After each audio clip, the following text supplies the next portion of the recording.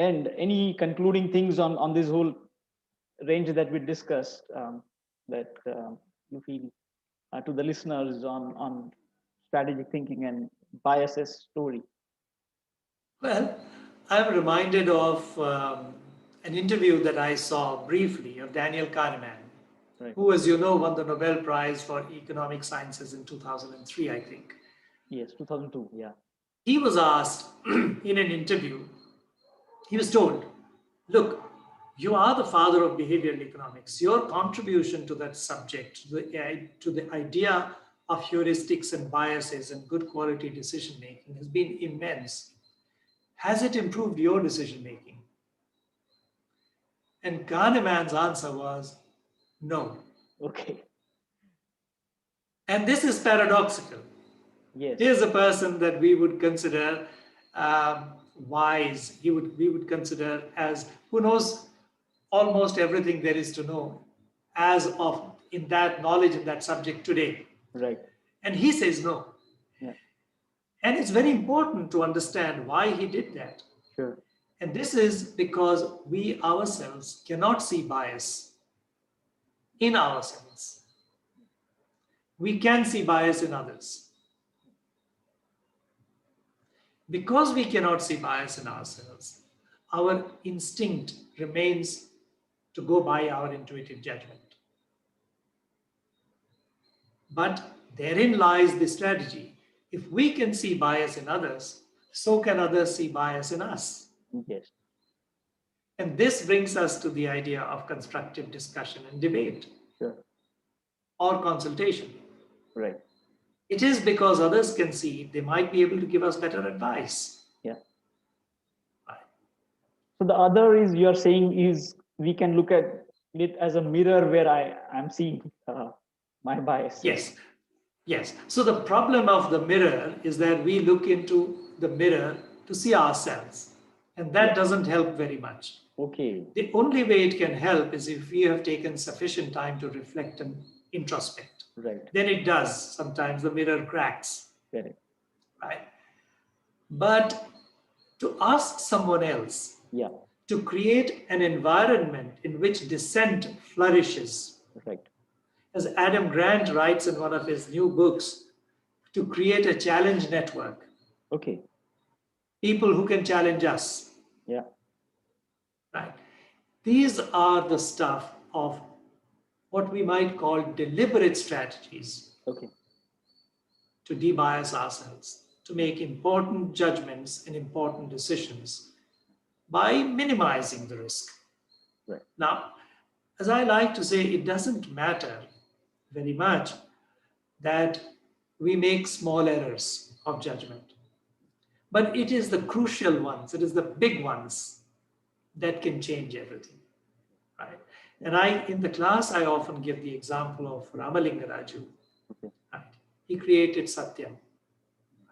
For 8 years, for 8 consecutive years, he cooked the books. Because each year he became more and more afraid that if he owned up, he would not only go to jail, he would lose the company that he was trying to protect. Right? And so that, according to Kahneman's prospect theory, is about, he was in the domain of losses. If I do X, I lose. If I do Y, I lose. So faced with 2 choices, both of which will result in losses, we tend to become more risk-seeking. And that's what Ramalinga Raju did. Yeah.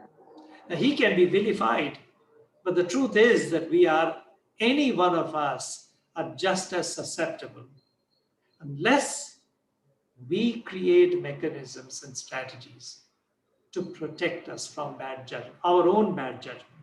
Right. No, I think this is a very good example, especially in the Indian industry, which anybody who has lived this period can remember. And what you're saying is, it may appear to some that, okay, Ramalinga Raju is of some different category, but you're saying, no, all of us, there's a Ramalinga Raju in each of us who can potentially slip over.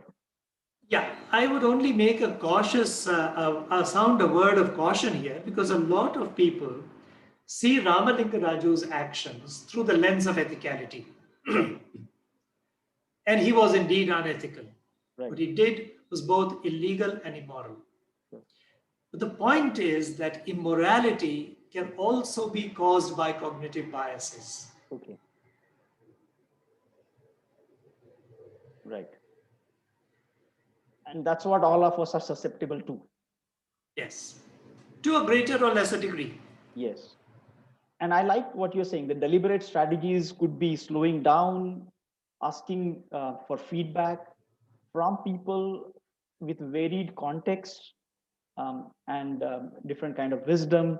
And the term you also mentioned was challenge network. Maybe that's something to look at as to, yes, can I really create a challenge network at all?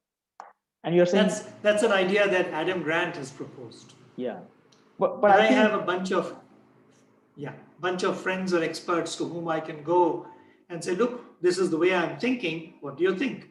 Yeah, and they challenge my thinking. That's correct. Yeah, I remember. I mean, it has been very helpful for me having collaborators while writing books or even during discussions in programs. And I think when I discuss with you also some of these things, I remember on biases and strategic thinking, your point of view also has been very helpful. So I agree with you. So having people to challenge and this pre-mortem, I think that's also something. I wonder how much of it is really experimented with in the Indian corporate sector. But I think it's definitely a tool which is has potential and promise. So Vian, it was really a pleasure to chat with you and hear the wisdom of strategic thinking and various cognitive biases and wonderful examples from both your personal side as well as at various country side as well. Yeah, the strategic national Holocaust related decisions. So thank you so much, and it was really a pleasure and having you. Yeah. Thank you for asking, Vinay. Take care. I enjoyed being with you and discussing these things.